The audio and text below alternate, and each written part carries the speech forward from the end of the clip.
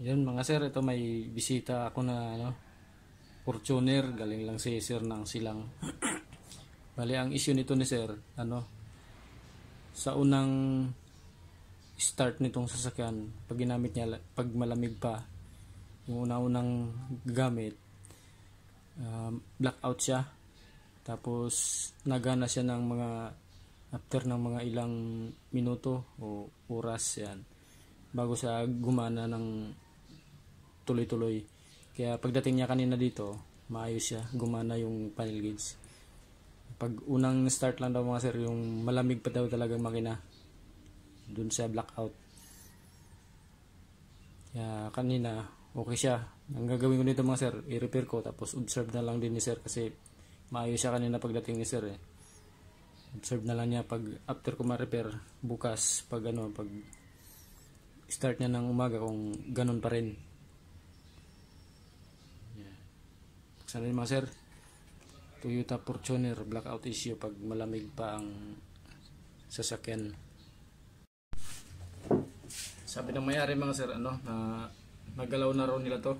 May napalitan na raw silang pisa dito, sabi ng may-ari. Nag-DIY daw sila ng anak niya. Kaya lang ganun pa rin daw.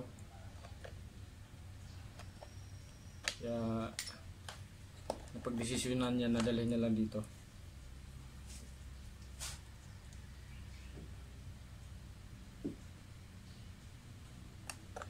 Ito mga sir, yan, kita niyo mga sir, yan. Delikado. Buti din nag-short. Yan. Yung tatlong kapasitor ang napalitan nila. Kaya lang hindi maayos yung pagkahinang.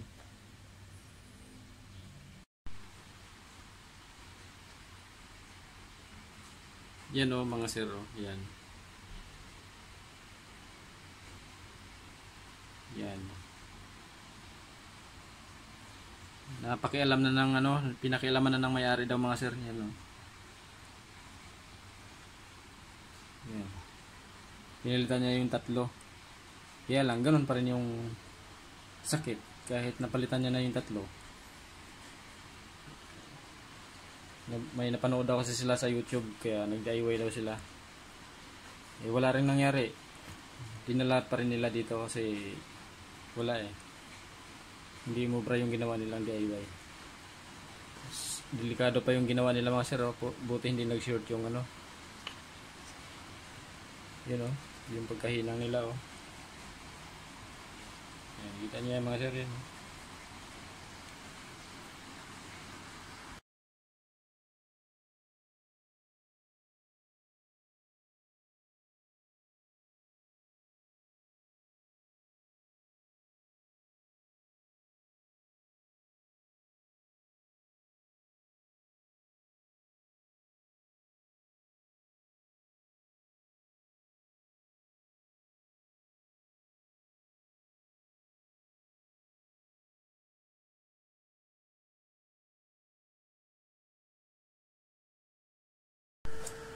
Yan, okay na to mga sir.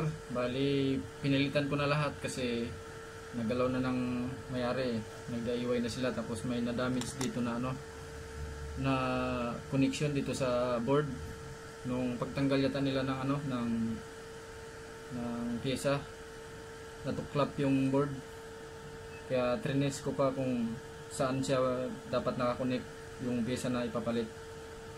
Medyo wala na-DIY na nila ng may-ari. Pero okay na to, ikabit ko na lang to, tapos tignan natin kung blackout pa rin kasi nakalamig na rin yung sasakyan Yes. Yun kasi ang sabi ng may-ari, pag basta unang start, pag malamig yung sasakyan, blackout daw siya. Ngayon malaman natin kasi nakalamig na yung sasakyan. Yan, ito na mga sir yung panel gauge ng Toyota Fortuner. Year model sir? 2008. Yan, 2008. Blackout issue sa mga sir pagka yung malamig yung yung unang andar sa umaga sir Yung ganon yung issue niya.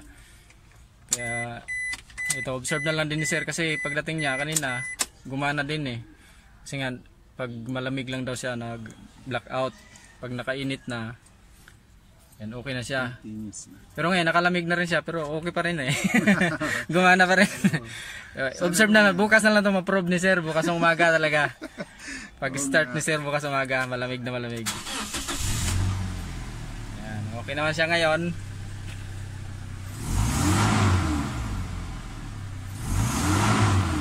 Okay na yan sir, hindi na talaga yan mag-blackout. Thank you, thank you. Yan, maraming salamat.